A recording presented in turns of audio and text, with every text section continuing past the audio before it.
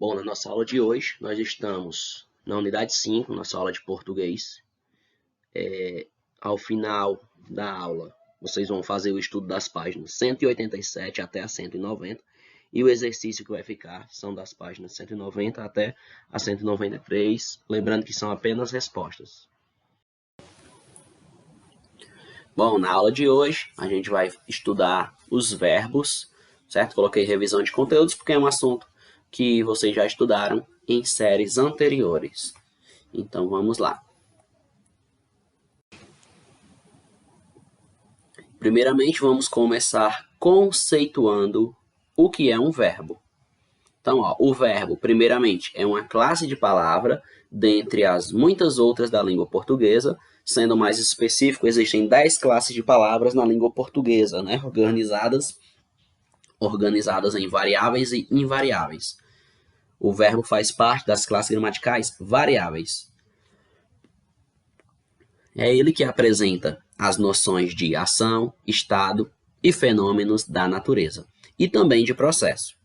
Em quase todas as construções gramaticais que nós criamos, nós utilizamos algum verbo, né? Porque se o verbo ele representa as ações, então quase todas as frases que a gente produz nas orações vão ter verbos. Então, por isso, para saber como ele é formado e como funciona, vamos explorar diversos caminhos. Verbo. Verbo é uma palavra que exprime um fato, geralmente também exprime uma ação, um estado, um processo ou um fenômeno natural e localizam no tempo. Exemplos, minha avó fez um bolo. A ação que eu tenho aí é fez, é o verbo. Maria está cansada. Está é o estado em que Maria se encontra, também é um verbo, que representa estado. Choveu durante a noite. Choveu é um fenômeno da natureza. Então percebam que os verbos são classes gramaticais muito comuns. O verbo é uma classe gramatical muito utilizada na língua portuguesa. E esse verbo ele possui conjugações, principalmente quando se está no 7º ano, né? Estuda bastante conjugação. Então, cada verbo da língua portuguesa possui sua conjugação, ou seja, cada verbo se flexiona utilizando as desinências, que são os elementos que, associados aos verbos, nos dizem em que tempo, em que pessoa ou número e modo eles estão. As conjugações dos verbos que existem são 3, galera. Primeira, segunda e terceira conjugação. Na primeira conjugação estão os verbos que terminam com AR, como cantar, falar, andar. Na segunda conjugação estão os verbos que terminam com ER, como, por exemplo, viver, beber, correr.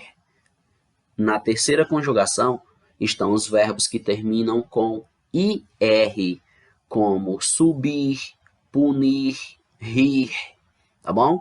Então, os verbos pertencem a uma mesma conjugação, dependendo da sua desinência.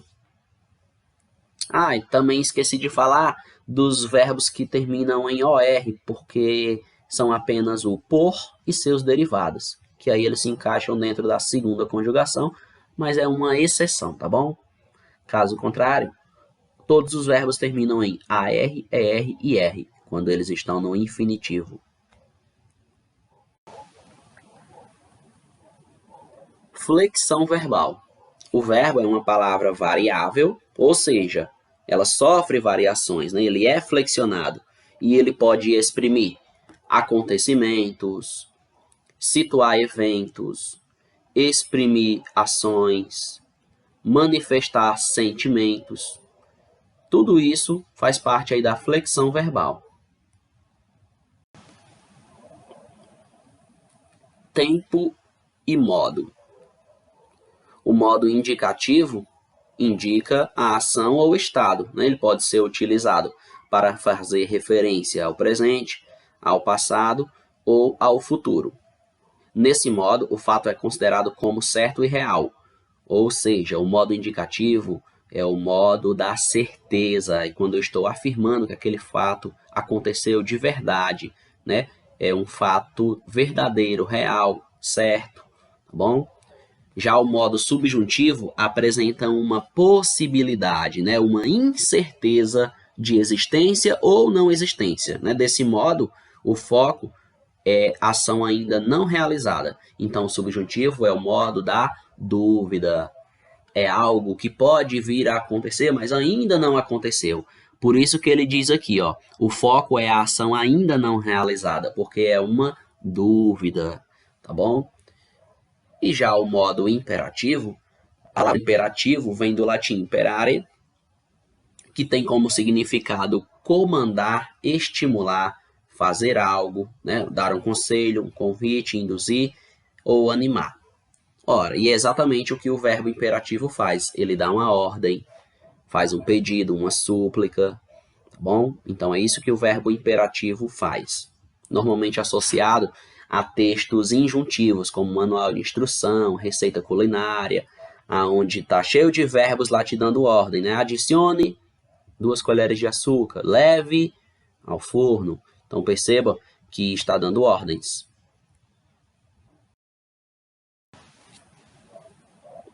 Vamos ver aqui alguns exemplos, ó. No modo indicativo, eu sempre estudo, então eu estou afirmando com certeza que isso é verdade. Modo indicativo, eu sempre estudo. Segundo exemplo, talvez eu estude amanhã. Aqui não tenho certeza, é uma dúvida. Talvez eu estude amanhã. Então, modo subjuntivo, né? Porque eu não tenho certeza. E até porque o amanhã ainda não chegou. Estude agora, menino. Agora é modo imperativo, é uma ordem, né? Estude, né? Tem uma ordem, um conselho, né? Mandando você estudar. Então, modo imperativo. O tempo, né? O tempo no modo indicativo, ele pode ser presente, expressa um fato real, pode ser pretérito imperfeito, expressa um fato ocorrido no momento anterior ao atual, mas que não foi completamente terminado. Tem o modo indicativo no pretérito perfeito, que expressa um fato ocorrido no momento anterior ao atual e que foi totalmente terminado, né? A ação já foi concluída.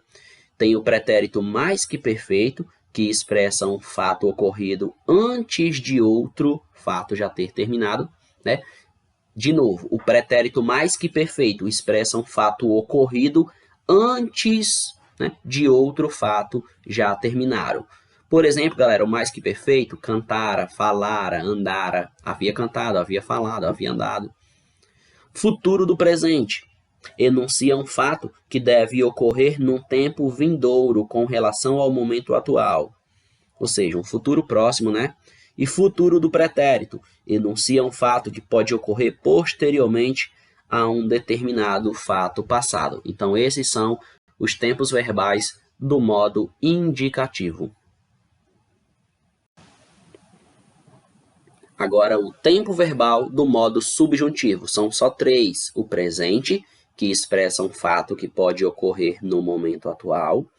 O pretérito imperfeito, que expressa um fato passado, mas posterior a outro já ocorrido.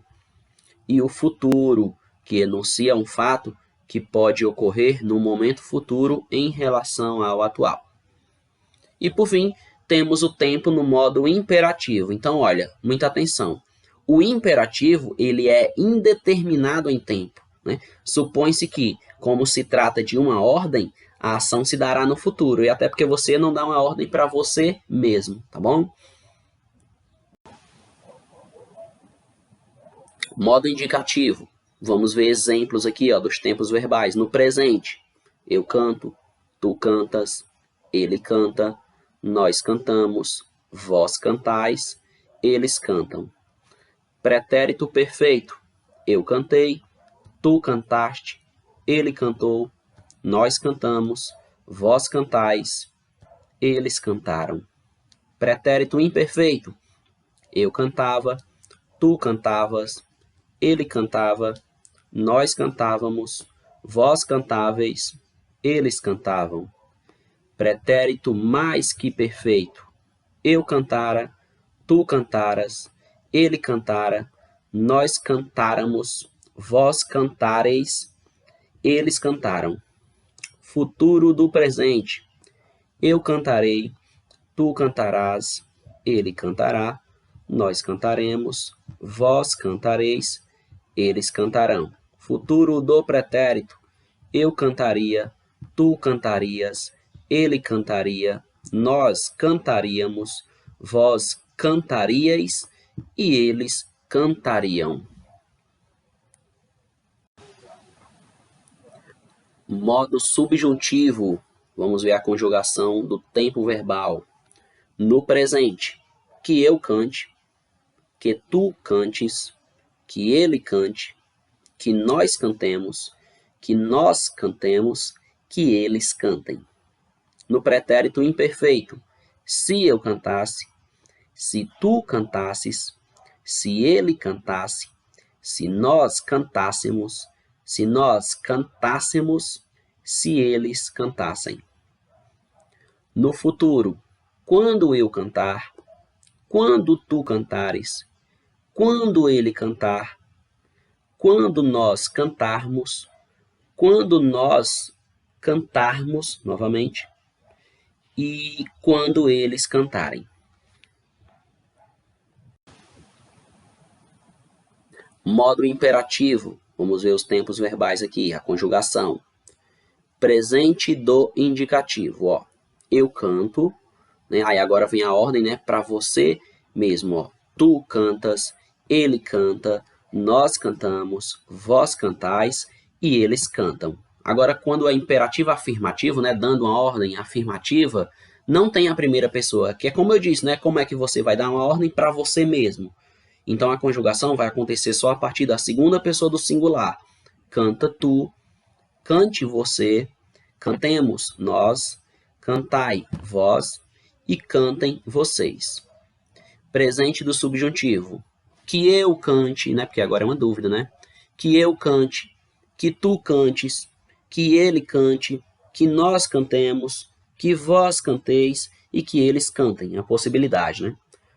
Imperativo negativo, novamente é uma ordem, né? Só que agora de modo negativo. Uma palavra não, nunca. Sendo assim, não tem primeira pessoa, porque você não vai dar uma ordem para você mesmo. Então, só vai ter a conjugação a partir da segunda pessoa do singular. Não cantes tu, não cante você, não cantemos nós, não canteis vós, não cantem vocês.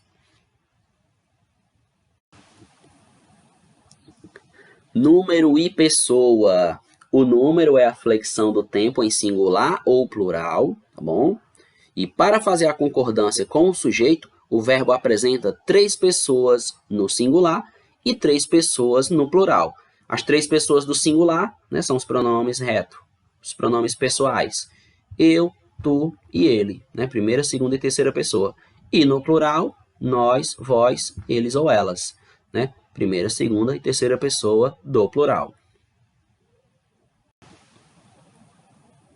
Agora a gente chega em uma nova etapa da aula, aonde a gente vai estudar as formas nominais dos verbos. Sim, os verbos também têm formas nominais. Então, ó, o verbo possui formas que são chamadas nominais.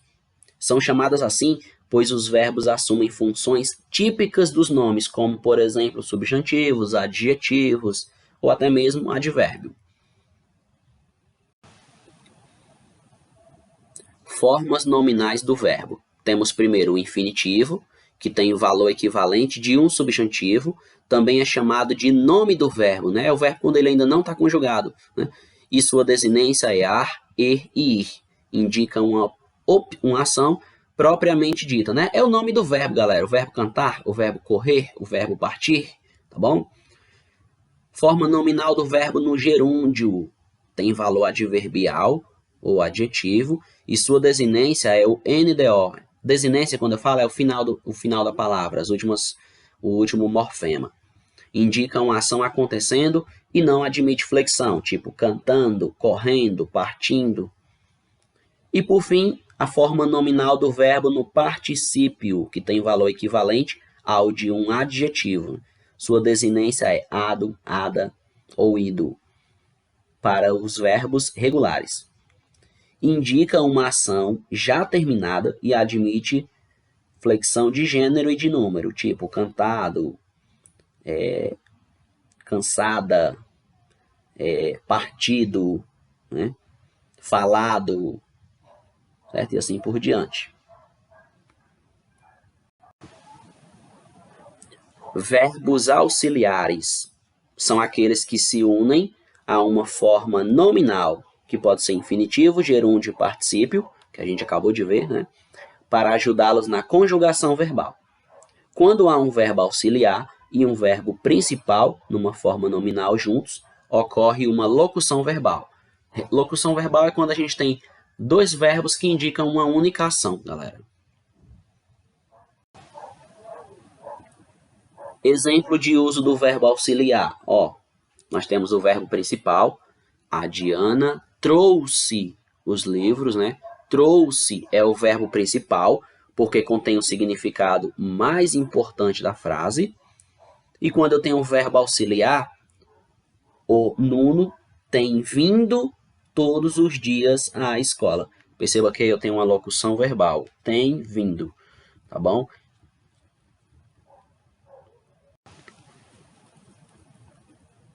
Falando ainda de locuções verbais. É constituída de verbo auxiliar ter, haver, ser, estar, começar, ir, querer, ficar, dever e mais outras que existem. Mais a forma nominal do verbo principal. Exemplo de locuções verbais, ó. Você terá de estudar muito. Ó, terá de estudar. É uma expressão onde vai ter um verbo auxiliar, um verbo principal, porém está falando sobre uma única ação de estudar.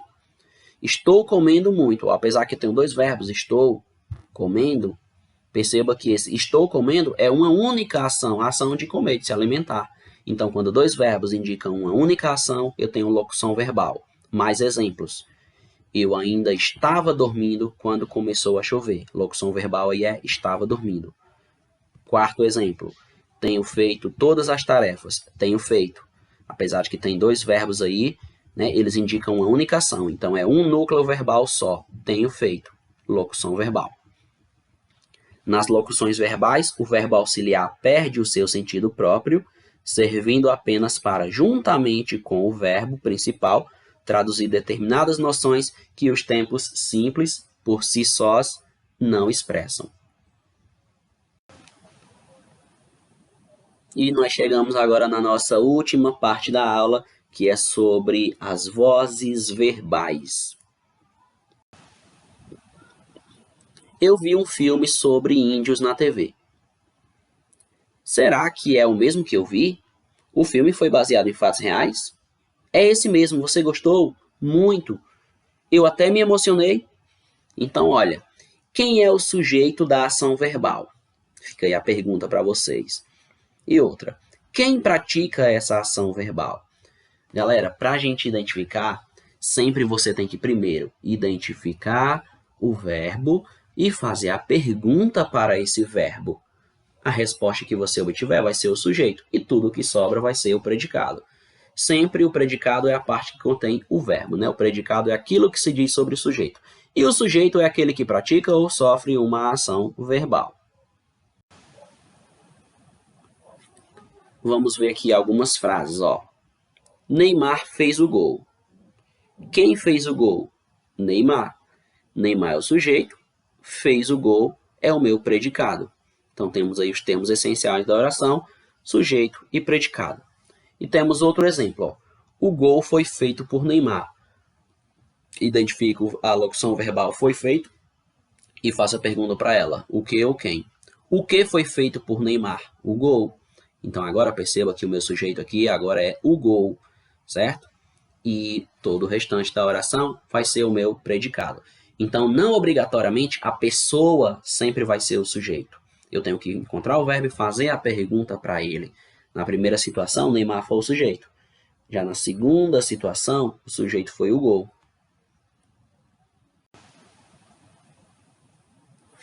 Voz ativa é a primeira que a gente vai ver das vozes verbais. O verbo está na voz ativa quando o sujeito da oração é quem pratica a ação, né? Então, repetindo, ó, voz ativa. O verbo está na voz ativa quando o sujeito da oração é quem pratica a ação, né? A ação verbal. Primeiro exemplo, o menino comprou as figurinhas. Então, nós temos aí, o verbo é comprou, né? Quem está praticando a ação é o menino, ele é o agente da ação, e a ação está sendo praticada sobre as figurinhas, que é o paciente da ação. Então, o sujeito que pratica a ação, expressa pelo verbo, é agente da ação, mais um verbo transitivo direto, que é comprou, mais um objeto direto, que é o complemento do verbo, que no caso é as figurinhas, né, que sofre a ação. Então, toda essa situação, eu tenho voz ativa, o sujeito pratica a ação verbal. Na voz passiva, o verbo está na voz passiva, né? Quando o sujeito ele é paciente, ou seja, agora ele sofre, ele recebe a ação expressa pelo verbo. Então, ó, as figurinhas foram compradas pelo menino. Eu tenho aí, né, o meu verbo, né, a minha locução verbal, foram compradas, tá bom? O que foram compradas pelo menino? As figurinhas. Agora, o sujeito aqui, o paciente da ação, é as figurinhas, tá bom? Ó, as figurinhas foram compradas pelo menino. O que foram compradas pelo menino? As figurinhas, certo? Então, é o sujeito e tudo que sobra é predicado. Porém, quem pratica a ação é o menino. Só que como o menino não está lá no início da oração tendo o papel do sujeito, a gente chama ele de agente da passiva, né? Porque ele está agindo sobre o paciente da ação. Quem é o paciente da ação? As figurinhas, né? Que é quem está sofrendo a ação. Quem pratica a ação? O menino. Tá bom? Então, nesse caso aí, ó, o sujeito sofre a ação expressa pelo verbo, né? O sujeito é as figurinhas, ele está sofrendo a ação, né? Elas foram compradas, ele sofre a ação, mais uma locução verbal, que é foram compradas, mais o agente que está praticando a ação, que no caso é pelo menino. Por isso que nesse caso está na voz ativa. Sempre eu posso pegar uma voz passiva, um agente da passiva, e transformar em voz ativa. Ó, no caso aí tem as figurinhas foram compradas pelo menino. Se eu quisesse transformar em voz ativa, era só colocar o menino comprou as figurinhas, né? Aí ficava na voz ativa, tá bom? Só que esse exemplo, as figurinhas foram compradas pelo menino, nós temos aí uma voz passiva analítica. E a voz passiva sintética. A voz passiva sintética, o verbo está na voz passiva quando o sujeito é paciente, ou seja, sofre ou recebe a ação verbal expressa, ou seja, a mesma coisa da anterior. A diferença é que agora a gente tem um verbo na terceira pessoa, que é abriram, e seguido por um pronome apassivador, se, que no caso é abriram-se. Como tem aí o pronome oblíquo se, abriram-se. Então agora é sintético, ó. Abriram-se as inscrições para o concurso. Então, nesse caso aí, eu tenho as inscrições sendo o paciente da ação, que é quem está sofrendo a ação, tá bom?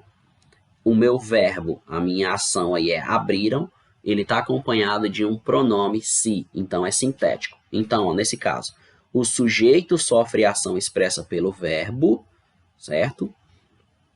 Mais o verbo na terceira pessoa, que é o abriram aí, né? Mais o se, tá bom? Tudo isso juntando da ideia de voz passiva, tá bom? Transformação da voz passiva em ativa, que é o que eu fiz quase agora. Expliquei para vocês, mas agora a gente vai ver e visualizar. Maria comprou flores. Aí é voz ativa, né? Se eu quiser transformar em voz passiva, flores foram compradas por Maria. Eu mudo os termos de lugares, né? O sujeito da voz ativa passa a ser o agente da ação, né? Da voz passiva. O objeto direto da voz ativa passa a ser o sujeito da voz passiva. E o verbo, na forma simples da voz ativa, sempre se transforma numa locução verbal. Então, ó, Maria comprou flores, aí flores foram compradas. Então, o verbo comprou vira locução verbal, foram compradas. Sendo assim, eu transformo voz ativa em voz passiva, né? E o sujeito Maria, né, em Maria comprou flores, passa a ser agente da passiva em flores foram compradas por Maria. A voz verbal Portanto, é uma categoria que indica se o sujeito é o responsável pela ação, ou seja, se ele é o agente, ou se ele sofre a ação, ou seja, se ele é o paciente. E por fim, nós temos a voz reflexiva. Ocorre a voz reflexiva se o sujeito é ao mesmo tempo agente e paciente da ação do verbo, ou seja, se ele pratica uma ação cujos efeitos ele mesmo sofre ou ele mesmo recebe. Clara penteava-se. Perceba que Clara penteia e está sendo penteada, né? Clara é o agente e paciente da ação. E o verbo é penteava, né? É um verbo pronominal por conta do pronome oblíquo se. Penteava-se. Então, nesse caso, o verbo na voz reflexiva ele é pronominal, isto é, conjugado com os pronomes oblíquos. Me, ti, si, nos, vos, si. Tudo isso é voz reflexiva. Atenção, para não confundir o emprego reflexivo do verbo com a noção de reciprocidade. Exemplo, os lutadores feriram-se um ao outro. Então, cuidado para não fazer essa confusão. Então é isso aí, galera. Nós vamos encerrando essa nossa aula por aqui. Então, tchau, tchau e até a próxima aula. Valeu!